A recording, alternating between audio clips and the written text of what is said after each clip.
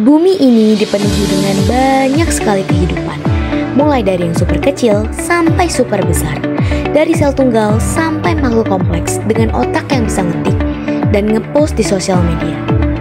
Tapi kalian pernah gak sih kepikiran apa awal dari semua ini? Apakah ada alien yang datang ke bumi dan kita adalah hasil eksperimennya? Jadi, dari mana kehidupan manusia itu sebenarnya berasal? Yuk, mari kita simak. Asal-usul kehidupan manusia dari sisi agama. Berikut adalah beberapa pandangan dari beberapa agama. Yang pertama, Islam. Dalam Islam, Al-Quran menyatakan bahwa manusia pertama, Nabi Adam alaihissalam, diciptakan oleh Allah dari tanah liat. Proses penciptaan ini dijelaskan dalam beberapa ayat, seperti dalam surah Al-Mu'minun ayat 12-14, yang menggambarkan tahap-tahap penciptaan manusia dari saripati tanah hingga menjadi makhluk yang sempurna. Kedua, Kristen. Dalam tradisi Kristen, kitab Kejadian menyebutkan bahwa Tuhan menciptakan manusia pertama, Adam, dari debu tanah dan menghembuskan nafas kehidupan ke dalam hidungnya. Adam kemudian ditempatkan di Taman Eden dan diberikan tanggung jawab untuk mengelola ciptaan lainnya. Ketiga, pandangan lain. Beberapa tradisi dan kepercayaan lain memiliki mitos penciptaan mereka sendiri. Misalnya, dalam mitologi Yunani, manusia pertama, Pandora, diciptakan oleh dewa-dewa Olympus. Sementara itu, mitologi Nordik menyebut Asker dan Embla sebagai manusia pertama yang diciptakan dari kayu oleh dewa-dewa. Berikut penjelasan lebih lanjut tentang asal-usul manusia dari perspektif agama. Proses penciptaan manusia dijelaskan dalam Al-Quran, dan bahkan penjelasan dalam Al-Quran ini kemudian terbukti dalam ilmu pengetahuan yang ditemukan setelah turunnya Al-Quran. Adapun tujuan utama Allah Subhanahu wa Ta'ala menciptakan manusia adalah agar manusia dapat menjadi khalifah atau pemimpin di muka bumi. Tugas utama manusia adalah beribadah dan menyembah Allah Subhanahu wa Ta'ala, menjalani perintahnya serta menjauhi larangannya, sebagaimana disebutkan dalam firman Allah Subhanahu wa Ta'ala berikut ini. Tidaklah aku ciptakan jin dan manusia, melainkan supaya mereka menyembah aku. Quran Surah Az-Zariyat ayat 56. Katekismus Gereja Katolik mengajarkan maksud manusia diciptakan menurut gambar Allah atau Imago Dei.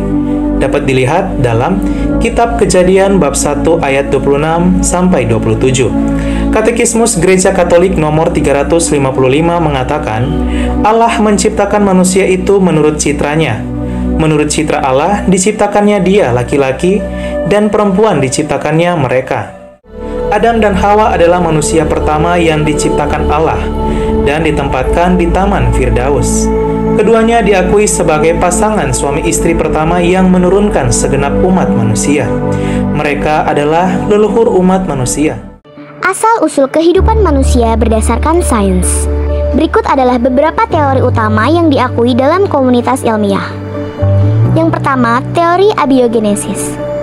Teori ini mengusulkan bahwa kehidupan muncul secara spontan dari materi non-hidup melalui proses kimia alami. Pada abad ke-19, eksperimen oleh Louis Pasteur membantah teori ini, namun konsep dasar abiogenesis tetap menjadi dasar bagi penelitian tentang asal-usul kehidupan. Kedua, teori biogenesis. Berlawanan dengan abiogenesis, teori biogenesis menyatakan bahwa kehidupan hanya dapat berasal dari kehidupan sebelumnya.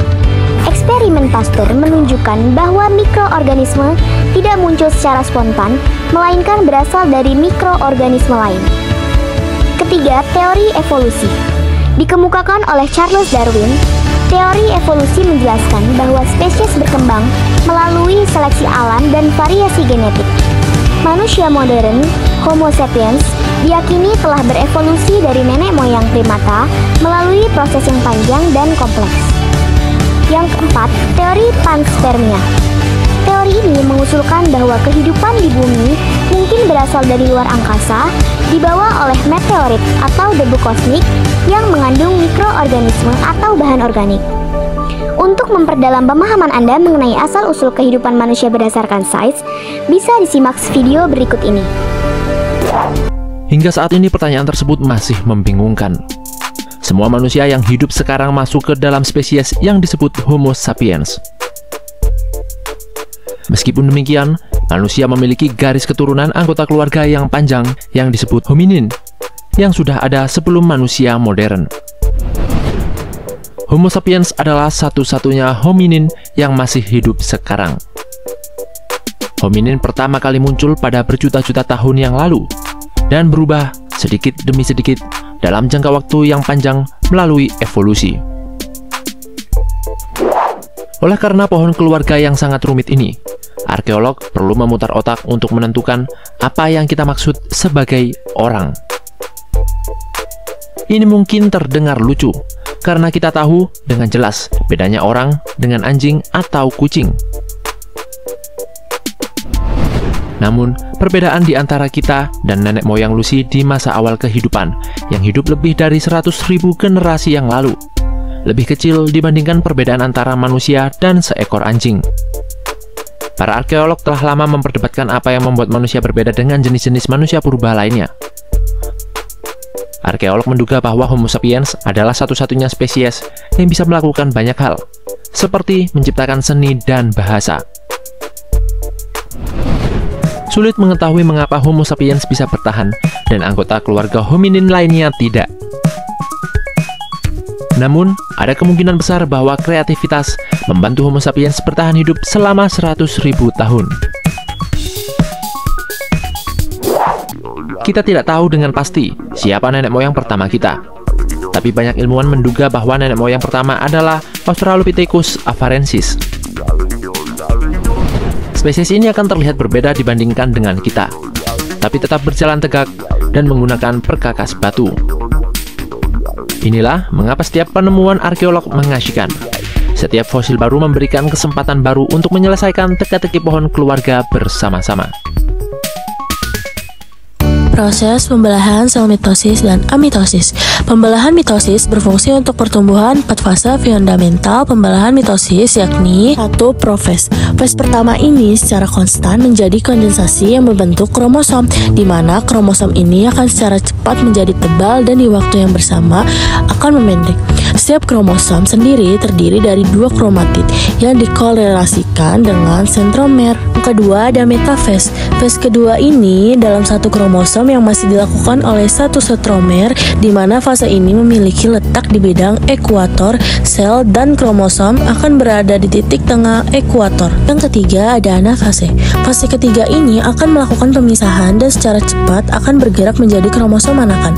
Nantinya kromosom anak ini akan berjalan menuju kutub dari spindle yang sifatnya saling berlawanan. Yang keempat ada telofase. Di fase keempat ini, kromosom telah sampai di kutubnya masing-masing. Benang-benang spindle mulai menghilang dan membran inti sel juga mulai terbentuk di antara 2 kelompok kromosom yang terpisah. Kromosom semakin lama akan menipis dan berubah menjadi benang-benang kromatin kembali. Kemudian, sitokinesis telah selesai. Sesi telah membelah dan menghasilkan 2 sel anak dengan kromosom. Pembelahan mitosis bertujuan untuk memperbanyak sel atau memperbaiki sel yang rusak. Mitosis akan menghasilkan 2 sel anakan yang jumlah kromosom dan sifatnya identik dengan sel induk. Jika kromosom sel induk diploid, maka sel anakan juga diploid.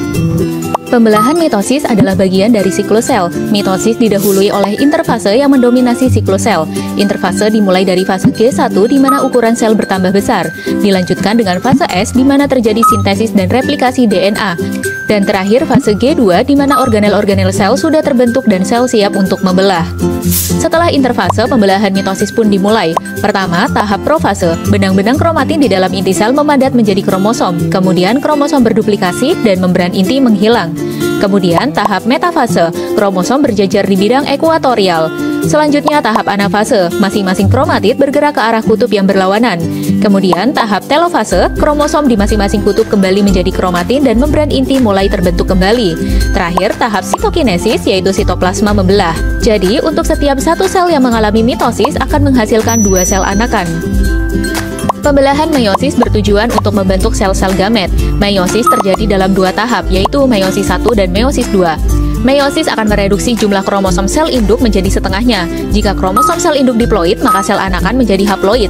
Sifat sel anakan hasil meiosis juga tidak identik dengan induknya karena terjadi rekombinasi genetik di salah satu tahapannya. Meiosis diawali dengan tahap interfase, di mana DNA bereplikasi. Kemudian masuk ke profase 1, fase terpanjang dalam meiosis. Profase 1 terdiri dari 5 tahap. Pertama, leptoten, benang kromatin memadat menjadi kromosom. Kedua, zigoten, kromosom homolog berpasangan dan membentuk sinapsis. Ketiga, pakiten, kromosom homolog berduplikasi menjadi tetrat. Keempat, diploten, pasangan kromosom homolog membentuk kiasma yang memungkinkan terjadinya rekombinasi genetik. Dan kelima, diakinesis, membran inti mulai menghilang. Profase 1 kemudian dilanjutkan dengan metafase 1, di mana kromosom tetrat berjejer di bidang ekuatorial membentuk 2 barisan kromosom. Kemudian pada anafase 1, pasangan kromosom homolog terpisah karena bergerak ke arah kutub yang berlawanan. Pada telofase dan sitokinesis 1, kromosom homolog berada di kedua kutub dan sitoplasma membelah menjadi 2 sel anakan. Pada akhir meiosis 1, kromosom sel induk yang diploid sudah tereduksi menjadi 2 sel anakan yang haploid. Setelah meiosis 1 selesai, ada jenis sel yang langsung masuk ke meiosis 2 atau mengalami dulu fase interkinesis. Fase pada meiosis 2 pun hampir sama, dimulai dari profase 2, lalu kromosom berjejer dalam satu barisan, kemudian kromatid terpisah, dan terakhir sitoplasma membelah. Jadi untuk setiap satu sel yang mengalami meiosis akan menghasilkan 4 sel anakan. Pembelahan mitosis. Pembelahan mitosis disebut juga pembelahan biner. Umumnya, jenis pembelahan sel ini banyak ditemukan dalam sel-sel yang sifatnya prokaryotik, seperti bakteri dan gagang biru. Mekanisme pembelahan mitosis adalah 1. Kromosom bakteri menempel pada membran plasma. 2. Kromosom berduplikasi atau mengganda. 3. Protein VTSG atau filamenting temperatur sensitif mutan Z yang berpindah ke bagian tengah sel dan membentuk cincin. 4. Membran plasma melaku ke dalam membagi sel menjadi 2 bagian. 5. Terbentuk dinding sel baru di antara sel-sel anak sehingga dihasilkan 2 sel anak yang sifatnya sama dengan sel induknya. Pembelahan biner pada bakteri yaitu proses reproduksi secara aseksual atau tidak kawin dengan melakukan pembelahan diri secara langsung. Proses pembelahan biner diantaranya: pertama, DNA akan bereplikasi menjadi 2 bagian kopi DNA yang memiliki sifat yang sama. Selanjutnya, terjadi proses pembelahan pada dinding sel dan sitoplasma yang akan membentuk dinding pemisah atau septum dan menjadi batas antara kedua bagian sel. Kemudian, jika septum sudah terbentuk sempurna, maka akan terbentuk 2 bagian sel baru yang mempunyai sifat identik.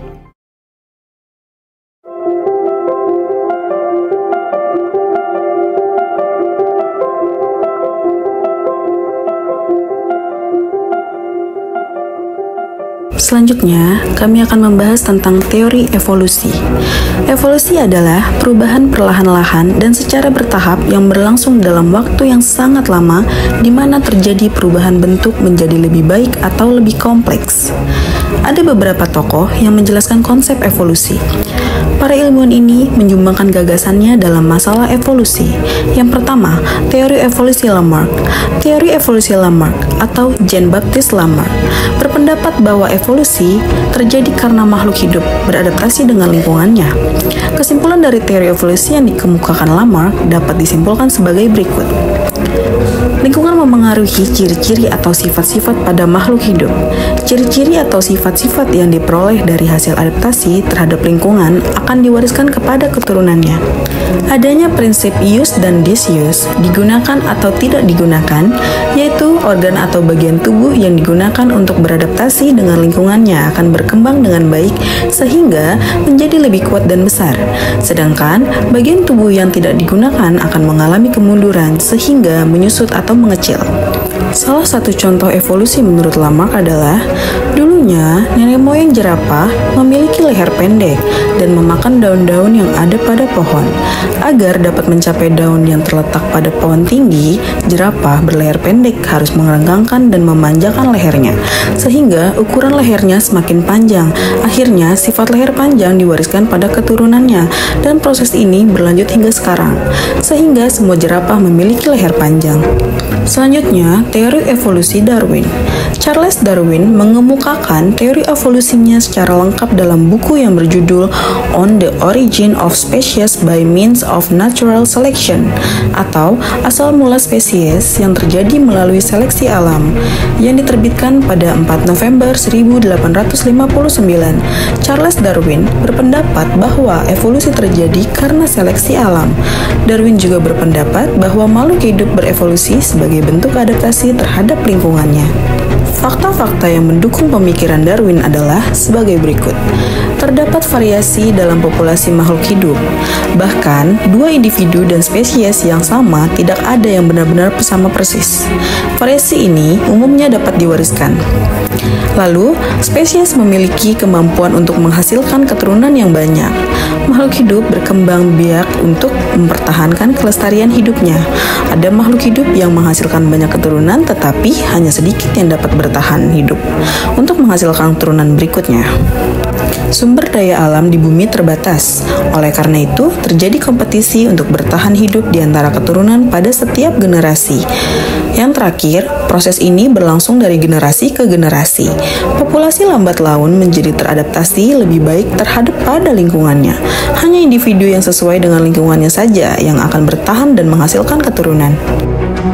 Kesimpulan dari teori seleksi alam oleh Darwin adalah seleksi alam terjadi karena adanya perbedaan keberhasilan reproduksi organisme. Dan seleksi alam terjadi melalui interaksi antara lingkungan dengan variasi sifat yang dimiliki oleh individu pada suatu populasi. Seleksi alam menghasilkan organisme yang mampu beradaptasi terhadap lingkungannya. Darwin tidak mengetahui prinsip genetika modern pada saat itu. Kini, para ilmuwan mengetahui bahwa mutasi dapat terjadi pada makhluk hidup. Mutasi sebagai penyebab variasi dapat bermanfaat bagi lingkungan. Jika terjadi mutasi yang menguntungkan bagi makhluk hidup, maka hal tersebut dapat meningkatkan kemungkinan untuk bertahan hidup. Salah satu contoh peristiwa evolusi menurut Darwin adalah, dulunya populasi jerapah ada yang berleher panjang dan berleher pendek. Pada waktu itu, daun-daun yang menjadi makanan jerapah masih dapat diperoleh dari pohon rendah dan pohon tinggi. Namun, semakin lama, daun-daun yang terletak pada pohon rendah semakin sedikit, hingga akhirnya habis, sehingga menyebabkan jerapah berleher pendek mengalami kepunahan, sedangkan jerapah berleher panjang masih dapat memperoleh makanannya dan bertahan hidup hingga sekarang. Teori evolusi Weismann. August Weismann berpendapat bahwa proses evolusi berhubungan dengan gejala seleksi alam terhadap faktor-faktor genetik atau pewarisan sifat. Perubahan sel-sel tubuh akibat pengaruh dari lingkungan tidak akan diwariskan. Weismann membuktikan bahwa teorinya dapat melakukan percobaan, yaitu memotong ekor tikus yang dipeliharanya. Kemudian tikus-tikus berkembang biak dan keturunannya tetap memiliki ekor yang panjang. Percobaan tersebut dilakukan hingga 21 generasi, dan seluruh keturunannya tetap memiliki ekor yang panjang. Weismann menyatakan bahwa sifat leher jerapah dikendalikan oleh gen, sifat leher panjang dikendalikan oleh gen dominan atau homozigot dominan, atau heterozigot, sedangkan sifat leher pendek dikendalikan oleh gen resesif atau homozigot resesif. Jerapah yang bergenotipe homozigot resesif tidak mampu beradaptasi dengan lingkungannya hingga akhirnya mengalami kepunahan. Perbandingan teori evolusi Darwin-Weismann. Weismann adalah seorang biologiwan Jerman pendukung teori evolusi Darwin. Namun, tidak seperti Darwin. Weismann berpendapat bahwa perubahan sel tubuh akibat pengaruh lingkungan yang tidak diwariskan kepada keturunannya. Evolusi menyangkut pewarisan gen-gen melalui sel-sel kelamin. Hal ini berarti bahwa evolusi berkaitan dengan gejala seleksi alam terhadap faktor-faktor genetik. Dan yang terakhir, teori De Vries. Teori evolusi De Vries adalah konsep evolusi yang dikemukakan oleh ahli biologi asal Belanda, Hugo De Vries, pada akhir abad ke-19. Teori ini lebih menekankan pada peran mutasi. Dalam proses evolusi, De Vries mengembangkan teori ini berdasarkan penelitiannya terhadap variasi genetik dan mutasi pada tanaman, terutama pada tanaman Oenothera lamarckiana, sejenis tanaman malam yang ia teliti. Berikut adalah beberapa konsep utama dalam teori evolusi de Vries. Yang pertama, mutasi sebagai sumber variasi. De Vries berpendapat bahwa variasi dalam spesies tidak hanya terjadi melalui perubahan bertahap, seperti yang dikemukakan oleh Darwin, tetapi juga melalui perubahan mendasar atau mutasi. Mutasi adalah perubahan mendasar dalam materi genetik atau DNA yang terjadi secara tiba-tiba, bukan perubahan bertahap dari individu ke individu. Mutasi adalah perubahan genetik yang terjadi secara acak dan mendalam, yang dapat menghasilkan sifat baru yang berbeda dari bentuk asalnya. Misalnya, dalam kasus tanaman Oenothera, de Vries menemukan bahwa beberapa individu tanaman menunjukkan perubahan yang signifikan dalam penampilan dan sifat dibandingkan dengan individu-individu lainnya yang tidak mengalami perubahan. Lalu, mutasi dapat mengarah pada spesies baru. De Vries menyarankan bahwa mutasi dapat menghasilkan variasi yang cukup besar, sehingga dapat mengarah pada pembentukan spesies baru. Sebagai contoh, beberapa mutasi pada tanaman Oenothera menyebabkan perubahan yang cukup signifikan sehingga menghasilkan jenis baru dari tanaman tersebut yang dapat dianggap sebagai spesies terpisah. Lalu, yang kedua, seleksi alam masih berperan. Meskipun de Vries menekankan peran mutasi, dia tetap mengakui bahwa seleksi alam berperan dalam mengatur dan mempertahankan perubahan tersebut. Setelah mutasi terjadi, seleksi alam akan bekerja untuk memilih individu yang memiliki sifat-sifat yang lebih menguntungkan bagi kelangsungan hidup mereka. Dengan demikian, mutasi yang menghasilkan sifat yang menguntungkan akan bertahan, sedangkan yang tidak menguntungkan akan tersingkir. Yang ketiga, evolusi melalui lompatan atau saltationisme. De Vries mengusulkan teori evolusi lompat atau saltationisme yang berbeda dengan pandangan evolusi gradualisme yang dikemukakan oleh Darwin. Dalam pandangan saltationisme, perubahan besar dalam organisme dapat terjadi secara tiba-tiba, bukan bertahap, melalui mutasi besar yang menghasilkan perubahan signifikan dalam bentuk dan sifat organisme dalam satu generasi. Lompatan evolusi ini bisa menghasilkan spesies baru yang berbeda dari nenek moyangnya dalam waktu yang sangat relatif singkat. Ini berbeda dengan pandangan Darwin yang berpendapat bahwa evolusi terjadi secara bertahap, dengan perubahan kecil yang terakumulasi dalam waktu yang panjang.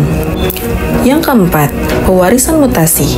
De Vries berpendapat bahwa mutasi dapat diwariskan kepada keturunan, dan jika mutasi tersebut memberi keuntungan dalam bertahan hidup atau reproduksi, maka sifat tersebut akan tersebar lebih luas dalam populasi.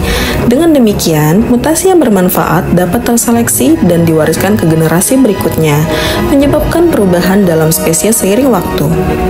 Salah satu penelitian terkenal yang dilakukan oleh de Vries adalah pada tanaman Oenothera lamarckiana, atau yang juga dikenal sebagai evening primrose. De Vries mengamati bahwa tanaman ini menghasilkan variasi yang cukup besar dalam beberapa generasi, dan beberapa individu menunjukkan perubahan yang sangat mencolok dalam ciri-ciri fisiknya, meskipun perubahan tersebut terjadi dalam satu generasi. Penelitian ini mengarah pada temuan bahwa perubahan tersebut bukan akibat dari perubahan bertahap atau seleksi alam secara perlahan, tetapi akibat mutasi genetik yang mendalam yang menghasilkan individu dengan sifat-sifat baru yang berbeda dari induknya. Studi kasus dan hasil penelitian. Yang pertama, kupu-kupu Biston Beltularia. Sebelum revolusi industri di Inggris, kupu-kupu berwarna terang lebih dominan. Setelah instruksi mengotori lingkungan dengan jelaga, pohon menjadi gelap dan kupu-kupu berwarna gelap lebih bertahan hidup. Ini adalah contoh nyata dari seleksi alam. Yang kedua, ada eksperimen Militer-Urey. Eksperimen Militer-Urey menunjukkan bahwa zat organik sederhana atau asam amino dapat terbentuk dari zat anorganik dalam kondisi atmosfer bumi purba, mendukung teori ablogenesis kimiawi sebagai asal mula kehidupan. Yang ketiga, penelitian mutasi pada lalat buah atau Drosophila melanogester. Para ilmuwan meneliti mutasi genetik pada lalat buah dan menemukan bahwa mutasi dapat menghasilkan perubahan bentuk fisik yang diwariskan keturunannya. Hal ini menunjukkan bahwa mutasi bisa mengaruhi evolusi makhluk hidup. Oke, semoga video ini bisa dapat menambah pengetahuanmu ya. Seru banget kan belajar tentang ilmu kealaman dasar? Jangan lupa terus belajar dan mengamati alam sekitar. Sampai jumpa di video selanjutnya. Bye!